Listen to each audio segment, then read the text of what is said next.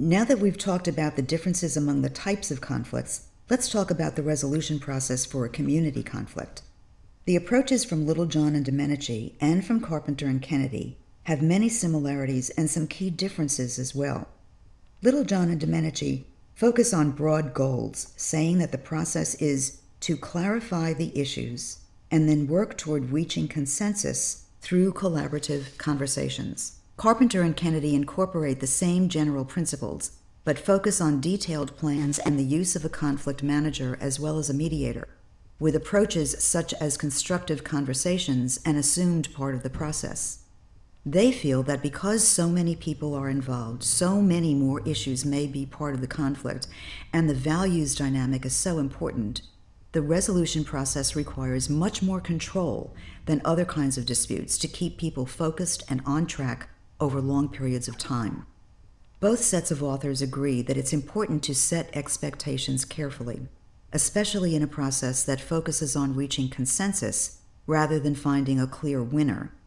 The first step, then, is to clarify the definition of consensus.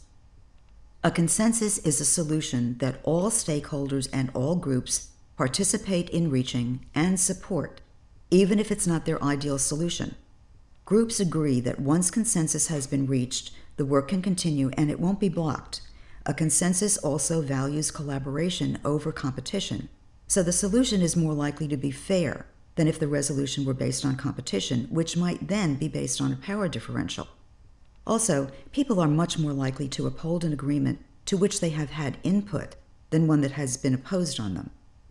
A key part of the process is managing the nature of the conversation so that issues are explored fully and fairly, and so that hostile or negative statements can be addressed or precluded. Several terms describe these conversations, such as collaborative communications and effective conversations. According to Littlejohn and Domenici, effective conversations have 4 qualities: collaboration, power management, process management, and creating a safe environment. Collaboration depends on having a clear definition of the problem and the desire to solve it. Without these 2 elements, it will be difficult for the parties to use a collaborative process or shift from protecting their own interests to protecting their joint interests, because the joint interest won't have been identified yet. In addition, people have to trust each other, or they won't be honest enough to share information or discuss what's most important. Developing trust means being able to raise differences of opinion and discuss past negative experience or other sensitive issues without engaging in negative communications practices, such as accusations, bullying, or demeaning statements. Last, committed leaders and participants are vital to the success of a collaborative process. Community conflicts can take months or even years to resolve, so the people involved need to be committed to the goal and to the process for the long haul. If it is assumed that leaders or participants might not be committed to the goal and that they might leave the process, then there's no incentive to do the hard work of collaboration. Power management gives everyone the opportunity to contribute equally and discuss options. After establishing a guideline, the group engages in what is called constructive controversy. Participants debate in a spirit of improvement, not of competition, and they don't attack each other. They keep the discussion impersonal. The concept of process management focuses on the details and progress of the resolution process, not necessarily the content. In most other mediations, the process is not as detailed as it is for community conflict, because the disputes are less complex and fewer people are involved. Someone has to determine when people will meet and where, who will attend, what the guidelines for managing the meetings will be, and even what decision-making process will be used. These details often fall to the conflict manager, as described by Carpenter and Kennedy. Focusing on managing the process well can actually bail you out of a difficult situation. For example, when the dispute gets heated or resolution seems to be getting farther away instead of closer, you can always go back to a process question and ask the group, for example, how they want to work through the current issues. By participating in the process discussion, people can sometimes clarify a content issue as well. The last part of effective conversations, creating a safe environment, is crucial if the issues are going to be addressed honestly and openly. A strong facilitator can help create a safe environment by asking participants to establish ground rules for communication. For example, that there will be no personal attacks. The facilitator might also have private meetings called caucuses with parties or representatives of different groups to allow them to vent strong feelings, so that those feelings are expressed but not necessarily taken into the meeting. Two important practices contribute to creating a safe environment. The first is reflexivity. That means that each person considers his or her own contributions to the dialogue as a way of improving it. Reflexivity may also move the resolution process forward as the participants realize their contribution to the conflict and find areas where they might collaborate instead of compete. A second process in creating a safe environment is what is called face work. The basic idea of face work is that all participants maintain their dignity and respect. No one leaves the room humiliated. Every member of the group contributes to maintaining the dignity and self-worth of all the other members of the group as well. Communications build, maintain, and protect dignity and honor, and no negative behaviors, such as demeaning comments or nasty surprisings, should be allowed to occur. A few other things need to be considered in community conflict. First, different organizations have different decision-making styles and procedures. One group may be very familiar with voting on a solution, while other groups may be more consensus-based. And other groups may not be used to making their own decisions at all, but may be more used to having a solution imposed on them from a leader or a government official who is charged with that responsibility. Participating in decision-making may be a new experience for some people, and they may need guidance for how to do that.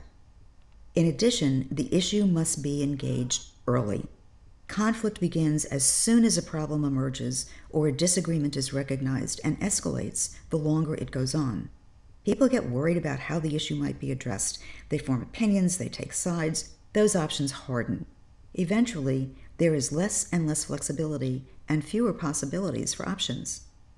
Unless early intervention occurs, the conflict escalates in what Carpenter and Kennedy call a conflict spiral.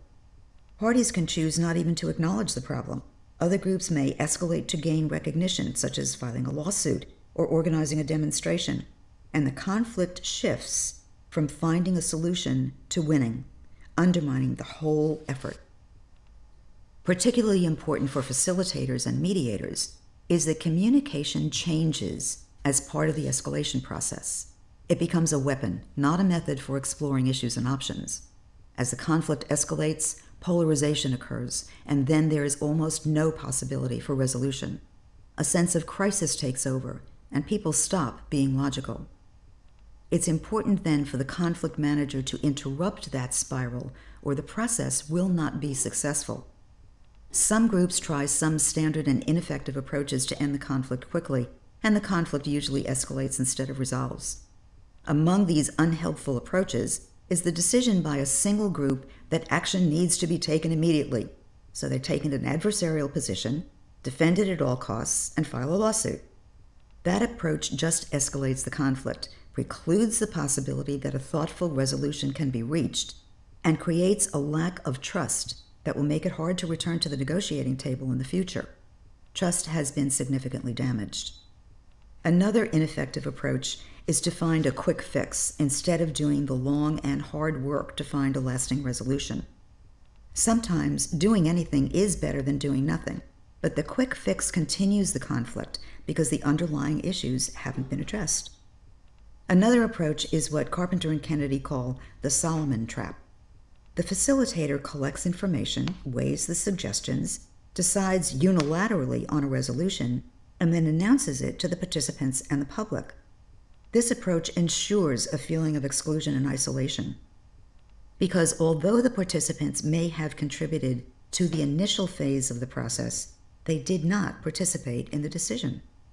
Even if the decision is rational, logic, and actually quite acceptable, and even if the person making the decision has the responsibility to do so, such as the head of a government agency, the parties may resent it because their logic did not win out. At this point, the conflict can escalate to litigation when the decision is appealed. While these approaches are being discussed in the context of community conflicts, similar ineffective tactics are used in all kinds of mediation. The key to handling them is to recognize their potential and prevent them. Carpenter and Kennedy say that a community conflict is a mix of procedures, relationships, and substance. Because of the complexity and especially the values issues, the conflict can't be resolved simply by technical or logical approaches. Emotions and feelings are just as important in community conflicts as they would be in any other mediation, and perhaps even more important because these issues touch people's lives directly and core values are involved. Attending to relationships is vital to reaching consensus and is a way of building trust.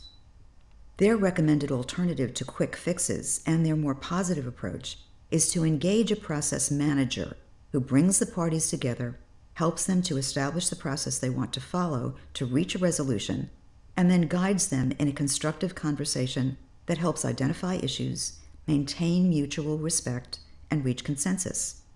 The process manager might not be a mediator and might not act as a mediator. It is a management position.